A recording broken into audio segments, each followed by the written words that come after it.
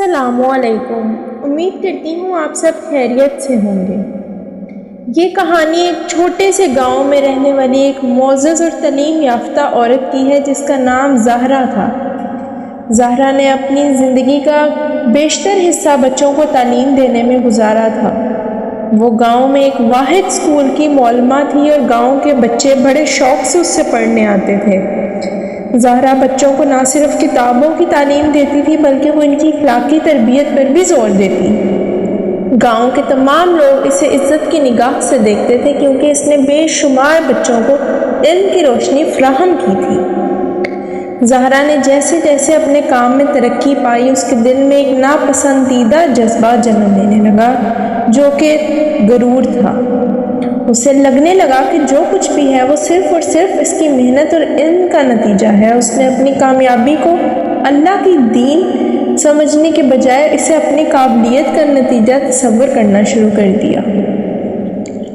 وہ اکثر سوچتی کہ میں نے اتنی محنت کی ہے تبھی میں آج یہاں پر پہنچی ہوں۔ رفتہ رفتہ زہرا کے دل میں یہ خیال پختہ ہو گیا کہ اس کی کامیابی کی وجہ صرف اس کا علم اور محنت ہے۔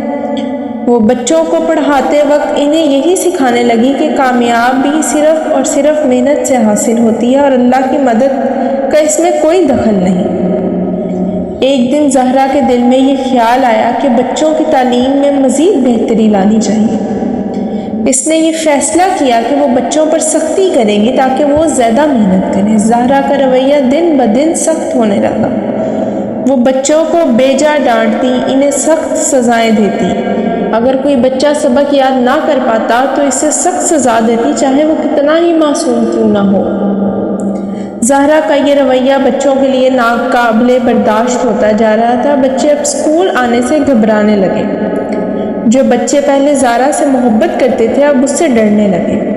بچوں کی ماں بھی زہرا کی اس نئے رویے سے پریشان تھی، لیکن زہرا نے کسی کی بات سننا بند کر دیا تھا۔ زہرا کے رویے کی تبدیلی کے باوجود گاؤں کے بزرگ اور عالم دین اسے بار بار نصیحت کرتے کہ غرور انسان کو برباد کر دیتا ہے اور اللہ کی مدد کے بغیر انسان کچھ نہیں کر سکتا، مگر زہرا نے ان کی نصیحتوں کو نظر انداز کر دیا۔ ایک دن ایک بزرگ نے زہرا سے کہا، بیٹی یاد رکھو کہ علم کا غرور انسان کو اللہ سے دور کر دیتا ہے۔ تم جو کچھ بھی ہو اللہ کی مہربانی سے ہو۔ اگر تم نے بچوں پر ظلم جاری رکھا اور اللہ کو بھول گئی تو تم پر اللہ کا عذاب نازل ہو سکتا ہے۔ زہرا نے ان کی بات پر ہنستے ہوئے کہا، عذاب؟ میں نے اپنی محنت سے یہ مقام حاصل کیا ہے اور مجھے کسی کا کوئی خوف نہیں۔ کچھ دن بعد زہرا کے اسکول میں ایک عجیب واقعہ پیش آیا۔ ایک دن وہ کلاس میں بچوں کو پڑھا رہی تھی کہ اچانک ایک زوردار زلزلہ آیا۔ زمین ہلنے لگی اور اسکول کی عمارت میں دراڑیں پڑنے لگیں۔ بچے خوف کے مارے چیخنے لگے اور زہرا بھی گھبرا گئی۔ زلزلہ ختم ہونے کے بعد زہرا نے دیکھا کہ اسکول کی عمارت کو بہت نقصان پہنچا ہے۔ دیواریں گرنے کے قریب تھیں اور کلاس رومز تباہ ہو چکے تھے۔ زہرا کو اب احساس ہوا کہ یہ اللہ کی نشانی ہو سکتی ہے، لیکن اس نے ابھی بھی اپنی غلطیوں کو تسلیم نہ کیا اور اسے محض ایک حادثہ سمجھا۔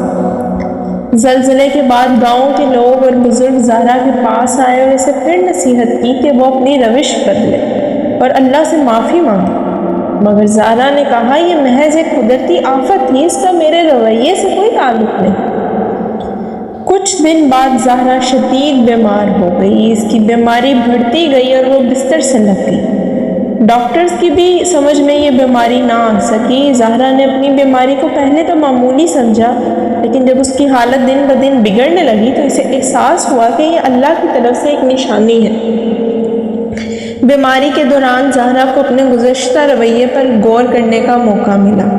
اس نے یاد کیا کہ کس طرح وہ بچوں پر ظلم کرتی تھی، اللہ کو بھول کر اپنی محنت پر ناز کرتی تھی اور بزرگوں کی نصیحتوں کو نظر انداز کرتی تھی۔ زہرا کے دل میں ندامت پیدا ہوئی اور اس نے اللہ سے سچے دل سے توبہ کی۔ اس نے اپنے گناہوں کا اعتراف کیا اور اللہ سے معافی مانگی۔ زہرا کی سچی توبہ کے بعد اللہ نے اس پر رحم کیا۔ اس کی بیماری آہستہ آہستہ ختم ہونے لگی۔ جب وہ دوبارہ صحت یاب ہوئی تو اس نے فیصلہ کیا کہ وہ اپنی زندگی کا باقی حصہ اللہ کی رضا کے مطابق گزارے گی۔ اس نے دوبارہ اسکول کھولا مگر اس کا رویہ بدل چکا تھا۔ زہرا نے بچوں پر سختی کرنے کے بجائے ان کے ساتھ محبت اور شفقت سے پیش آنا شروع کیا۔ وہ انہیں نہ صرف کتابوں کی تعلیم دیتی بلکہ ان کے دل میں اللہ کی محبت بھی بٹھاتی۔ گاؤں کے لوگ بھی اس کی تبدیلی پر خوش تھے۔ یہ کہانی ہمیں یہ سبق دیتی ہے کہ غرور اور ظلم انسان کو اللہ کی رحمت سے دور کر دیتے ہیں۔ اللہ کے عذاب سے بچنے کے لیے عاجزی اور انصاف سے کام لینا چاہیے۔ زہرا کی طرح اگر کوئی انسان اپنی غلطیوں کا احساس کرے اور سچے دل سے توبہ کرے تو اللہ اس کو ضرور معاف کر دیتا ہے۔ امید کرتی ہوں آپ کو یہ کہانی پسند آئی ہوگی۔ ایسی مزید کہانیوں کے لیے میرے چینل کو سبسکرائب کریں۔ ملتے ہیں ایک اور ویڈیو کے ساتھ، تب تک کے لیے اللہ حافظ۔